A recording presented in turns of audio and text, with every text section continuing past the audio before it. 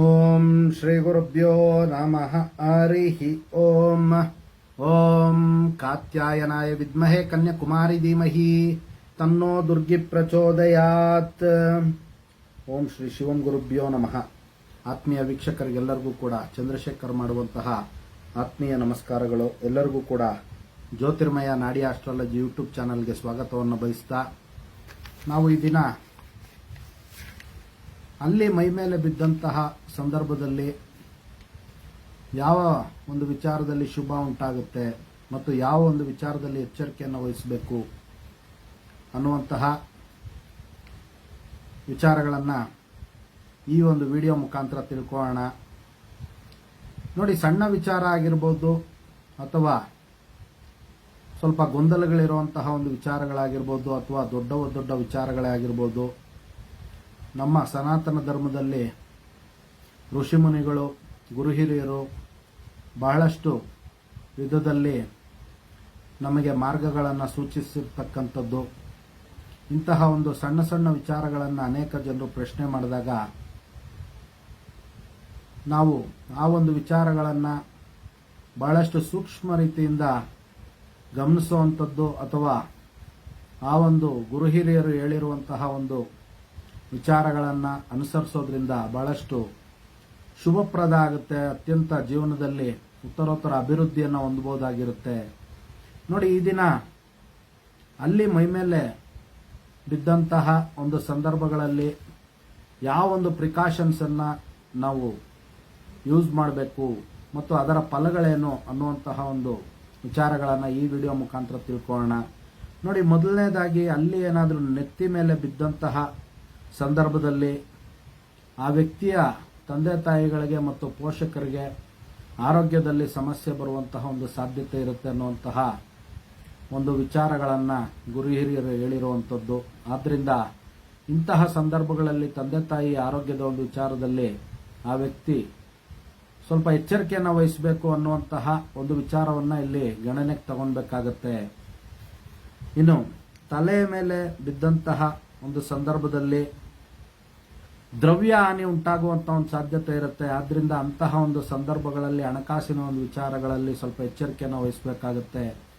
ಯಾರಿಗೂ ಸಹಾಯ ಮಾಡಲಿಕ್ಕೆ ಹೋಗಬಾರ್ದು ಅಥವಾ ಸಾಲ ಮತ್ತು ಬೇರೆ ವಿಚಾರಗಳಿಗೆ ಶೂರಿಟಿಯನ್ನು ಹಾಕ್ಲಿಕ್ಕೆ ಹೋಗಬಾರ್ದು. ಸ್ವಲ್ಪ ಎಚ್ಚರಿಕೆಯನ್ನು ವಹಿಸಬೇಕಾಗುತ್ತೆ. ನೋಡಿ, ಪ್ರಕೃತಿಯಲ್ಲಿ ಅವರವರ ನಂಬಿಕೆಗೆ ಅನುಸಾರವಾಗಿ ಪ್ರಾಣಿ ಪಕ್ಷಿಗಳಾಗಿರ್ಬೋದು ಅಥವಾ ಕೆಲವೊಂದು ಶಕುನಗಳ ಮುಖಾಂತರ ಮನುಷ್ಯನಿಗೆ ಸೂಕ್ಷ್ಮತೆಗಳು ಸಿಗ್ತಾ ಇರುತ್ತೆ. ಅದನ್ನ ಸರಿಯಾದಂತಹ ರೀತಿಯಲ್ಲಿ ಅವನು ಬಳಸ್ಕೊಂಡಾಗ ಅವನು ಸಮಸ್ಯೆಗಳಲ್ಲಿ ಸಿಕ್ಕಾಕೊಂಡಿರ ಜೀವನದಲ್ಲಿ ಅನುಕೂಲಗಳನ್ನು ಪಡಿಬಹುದಾಗಿರುತ್ತೆ. ಅದನ್ನ ಸರಿಯಾಗಿ ಗ್ರಹಣಶಕ್ತಿಯಿಂದ ಗ್ರಹಿಸಬೇಕಾಗುತ್ತೆ. ಅದು ಮನುಷ್ಯನ ಒಂದು ಕರ್ತವ್ಯ ಆಗಿರುತ್ತೆ.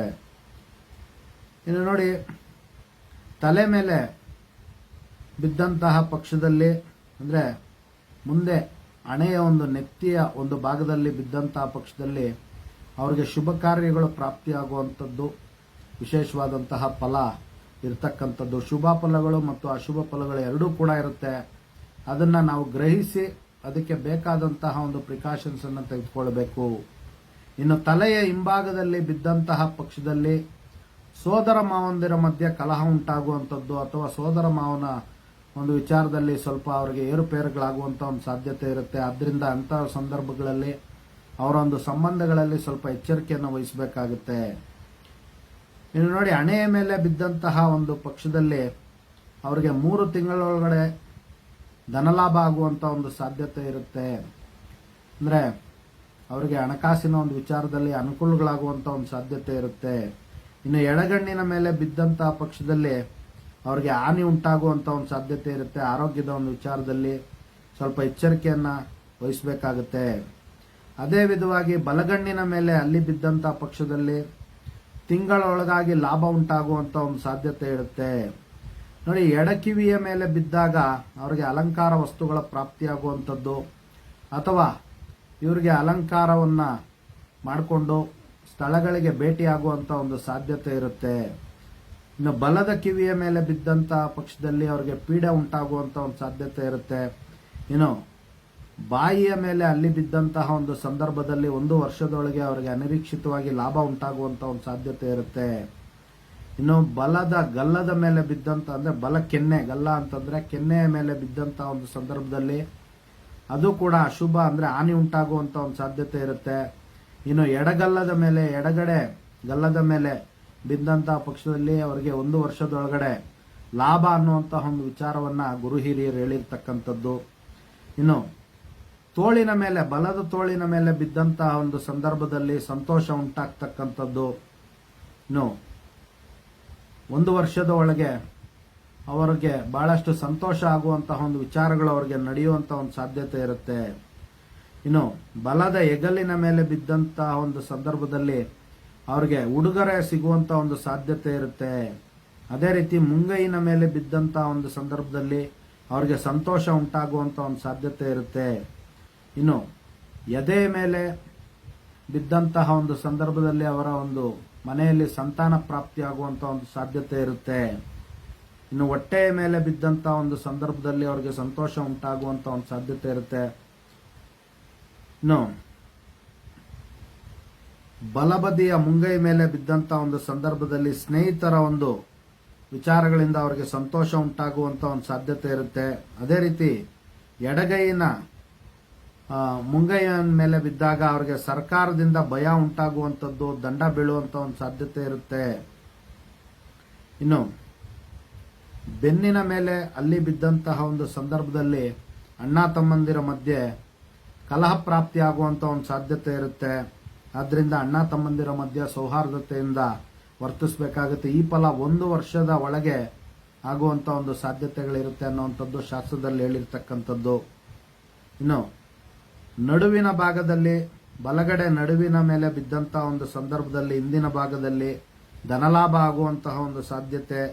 ಎಡದ ಬೆನ್ನಿನ ಮೇಲೆ, ಸೊಂಟದ ಮೇಲೆ ಬಿದ್ದಂತಹ ಒಂದು ಸಂದರ್ಭದಲ್ಲಿ ಧನ ವ್ಯಯ ಆಗುವಂತಹ ಒಂದು ಸಾಧ್ಯತೆ ಇರುತ್ತೆ. ಇನ್ನು ತೊಡೆಯ ಮೇಲೆ ಬಿದ್ದಂತಹ ಒಂದು ಸಂದರ್ಭದಲ್ಲಿ, ಬಲ ತೊಡೆಯ ಮೇಲೆ ಬಿದ್ದಂತಹ ಒಂದು ಸಂದರ್ಭದಲ್ಲಿ ಧನಲಾಭ ಆಗುವಂತ ಒಂದು ಸಾಧ್ಯತೆ ಇರುತ್ತೆ. ಇನ್ನು ಎಡದ ತೊಡೆ ಅಂದ್ರೆ ಎಡಭಾಗದ ಒಂದು ತೊಡೆಯ ಮೇಲೆ ಬಿದ್ದಂತಹ ಒಂದು ಸಂದರ್ಭದಲ್ಲಿ ಮಕ್ಕಳಿಂದ ಅವರಿಗೆ ಅಪಕೀರ್ತಿ ಬರುವಂತಹ ಒಂದು ಸಾಧ್ಯತೆ ಇರುತ್ತೆ ಮತ್ತು ಸಮಸ್ಯೆಗಳು ಉಂಟಾಗುವಂತಹ ಒಂದು ಸಾಧ್ಯತೆ ಇರುತ್ತೆ. ಆದ್ರಿಂದ ಸ್ವಲ್ಪ ದಿನಗಳ ಕಾಲ ಅವರ ಒಂದು ಮಕ್ಕಳ ವಿಚಾರದಲ್ಲಿ ಜಾಗೃತೆಯನ್ನು ವಹಿಸಬೇಕಾಗುತ್ತೆ. 3 ತಿಂಗಳ ಒಳಗೆ ಸಮಸ್ಯೆ ಉಂಟಾಗುವಂತ ಒಂದು ಸಾಧ್ಯತೆ ಇರುತ್ತೆ. ಆದ್ರಿಂದ 3 ತಿಂಗಳು ಅವರ ಮಕ್ಕಳ ಮೇಲೆ ಸ್ವಲ್ಪ ನಿಗಾ ವಹಿಸಬೇಕಾಗುತ್ತೆ. ಇನ್ನು ಮೊಣಕಾಲಿನ ಮೇಲೆ ಬಿದ್ದಂತ ಒಂದು ಸಂದರ್ಭದಲ್ಲಿ ಶತ್ರುಗಳಿಂದ ಅವರಿಗೆ ಭಯಪ್ರಾಪ್ತಿಯಾಗುವಂಥದ್ದು. ಇನ್ನು ಮೀನಖಂಡದ ಮೇಲೆ ಬಿದ್ದಾಗ ವಿಷಭಯ ಉಂಟಾಗುವಂತ ಒಂದು ಸಾಧ್ಯತೆ ಇರುತ್ತೆ. ಇನ್ನು ಕಾಲುಗಳ ಉಗುರುಗಳ ಮೇಲೆ ಬಿದ್ದಂತ ಒಂದು ಸಂದರ್ಭದಲ್ಲಿ ಪ್ರಯಾಣ ಉಂಟಾಗುವಂತ ಒಂದು ಸಾಧ್ಯತೆ ಇರುತ್ತೆ. ಇನ್ನು ಎಡದ ಮೊಳಕಾಲಿನ ಮೇಲೆ ಬಿದ್ದಂತಹ ಒಂದು ಸಂದರ್ಭದಲ್ಲಿ ಪ್ರೀತಿ ಪ್ರೇಮದ ಒಂದು ವಿಚಾರದಲ್ಲಿ ಅನುಕೂಲಗಳಾಗುವಂತಹ ಒಂದು ಸಾಧ್ಯತೆ ಇರುತ್ತೆ. ಎಡಪಾದದ ಮೇಲೆ ಅಲ್ಲಿ ಬಿದ್ದಂತಹ ಒಂದು ಸಂದರ್ಭದಲ್ಲಿ ತಿಂಗಳೊಳಗೆ ಧನಲಾಭ ಆಗುವಂತಹ ಒಂದು ಸಾಧ್ಯತೆ ಇರುತ್ತೆ. ಇನ್ನು